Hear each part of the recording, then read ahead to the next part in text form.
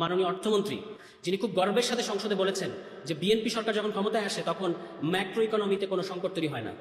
তো এখন আমার এটা শুনে মনে হয়েছে যে দার্শনিক হেগেল তিনি নাকি উল্টো মানে হাত নিচে পা উপরে এভাবে নাকি তিনি হাঁটতেন। তো তার তত্ত্বকে নাকি সোজা করেছেন কার্ল মার্কস।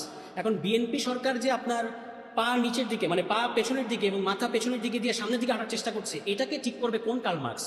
কারণ তাদের যে ইতিমধ্যেই ইকোনমিক প্ল্যান বা যেটা তারা করেছে, ইতিমধ্যে IMF এর লোন পায় নাই, ফিচ রেটিংয়ে তারা নিচের দিকে নেমে গেছে, মানে ফিচ রেটিংয়ের আউটলুকে বাংলাদেশ নেগেটিভ এসেছে।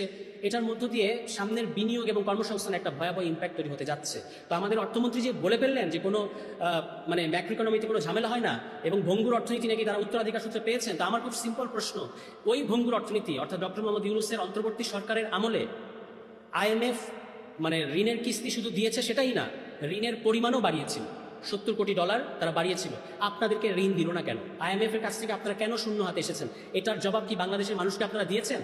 আপনারা লোন পান নাই, কারণ হচ্ছে আপনারা NBR সংস্কার করেননি, আপনারা ব্যাংকিং খাতে পুরনো লুটেরাদেরকে ফিরিয়ে নিয়ে এসেছেন। এসালম তাকে মাসুদ নামে ফিরিয়ে আনার জন্য আপনারা ব্যাংক রেজলিউশন অধ্যাদেশের মধ্যে একটা ইঞ্জিনিয়ারিং করেছেন, এই কারণে আপনাদেরকে লোন দেয় নাই। সোজা কথা বলেন বাংলাদেশের মানুষের কাছে। এবং এই যে নেগেটিভ আউটলুক আপনারা পেলেন ফিচ রেটিং, আপনারা জানেন যে যারা দাতা গোষ্ঠী যারা বাংলাদেশকে লোন দেবে তারা কিন্তু এই ফিচ রেটিং দেখে বাংলাদেশকে লোন দেবে, বা দেবে কি দেবে না সেটা ব্যাপারে সিদ্ধান্ত নেবে। এবং এইটার কারণে ওই যে তারা বলেছে 1 কোটি কর্মসংস্থান, আমি একটু বিনয়ের সাথে বলতে চাই, আপনারা 1 লক্ষ কর্মসংস্থান তৈরি করে দেখান। আমাদের এই জিডিপি যে গ্রোথ, এটার ব্যাপারে একটা প্রচলিত কথা হচ্ছে এটা একটা জবলেস ইকোনমি তৈরি করে। বিএনপি এটাকে যেখানে নিয়ে যাবে এই জবলেস ইকোনমিকে জব লস ইকোনমিতে নিয়ে যাবে। আমি আজকে বললাম আপনারা তারিখ সহ লিখে রাখেন, তারা বলেছে 1 কোটি কর্মসংস্থান তৈরি করবে। মূলত যেটা হবে, জবলেস ইকোনমি যেটা এক্সিস্ট করছে এটাকে তারা জব লস মানে মানুষ আরো চাকরি হারাবে, চাকরি দেয়া দূরে থাকে আরো চাকরি হারানোর দিকে তারা বাংলাদেশকে নিয়ে যাচ্ছে আপনাদের কাছে।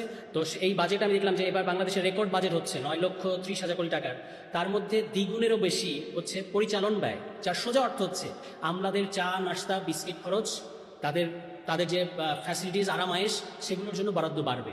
এবং এটার আলটিমেট ঘানি টানতে হবে বাংলাদেশের জনগণকে। আপনি বাংলাদেশের মানুষকে যে কোনো রাস্তায় সাধারণ মানুষের কাছে বাজেট নিয়ে প্রশ্ন করবেন, দেখবেন মানুষের বাজেট নিয়ে কোনো আগ্রহ নাই। দেশে এত বড় একটা ঘটনা, এখানে লক্ষ লক্ষ টাকার আয় ব্যয়ের হিসাব হচ্ছে, কিন্তু বাংলাদেশের সাধারণ মানুষের কোনো এটা নিয়ে কোনো আগ্রহ নাই, আগ্রহ থাকে না। এটার কারণ হচ্ছে যে তারা জানে যে আসলে বাজেটের উদ্দেশ্য, একটা সরকারের বাজেটের উদ্দেশ্য হওয়া দরকার খুব কমন সেন্স, এটার জন্য কোনো রকেট সায়েন্টিস্ট হওয়ার দরকার নাই। কমন সেন্স বলে যে বাজেটের উদ্দেশ্য হতে হবে গরিবই হটাও, মানে আপনাকে পভার্টি এলিভিয়েশনের একটা রোড ম্যাপ তৈরি করতে হবে। কিন্তু আলটিমেটলি বাজেট দিয়ে যেখানে দাঁড়ায় এটা হচ্ছে গরিব হটাও, মানে অ্যান্টি পভার্টি স্কিমের জায়গায় তারা নিয়ে আসে এটাকে অ্যান্টি পুয়ার একটা বাজেট তৈরি হয়ে যায়। পভার্টি জায়গায় থাকে, বরং মানুষ আরো বেশি বেশি গরিব হতে থাকে, যেটাকে আজকাল বলা হচ্ছে যে নিউ পুয়ার। মানে নিউ পুয়ার মানে ওই কাজ নাই সেরকম না, এই নিউ পুয়ার বা নয়া গরিব হচ্ছে তারা যাদের বাইরে ফিটফাট কিন্তু ভেতরে আসলে সদরঘাট। এটার মানে হচ্ছে যে আপনি বাইরে খুবই মিডল ক্লাস, বাইরে আপনি মধ্যবিত্ত, কিন্তু কনজাম্পশন রেটের একেবারে তলানিতে অথবা কনজাম্পশন রেট থেকে আপনি ছিটকে পড়েছেন। এটাই হচ্ছে নতুন গরিব। আপনি সামনে যে বাজেটটা আসতে যাচ্ছে, এখন যে হাই ইনফ্লেশন চলছে, আপনি দেখবেন এই নতুন গরিবের সংখ্যা বাড়বে। আর কর্মসংস্থান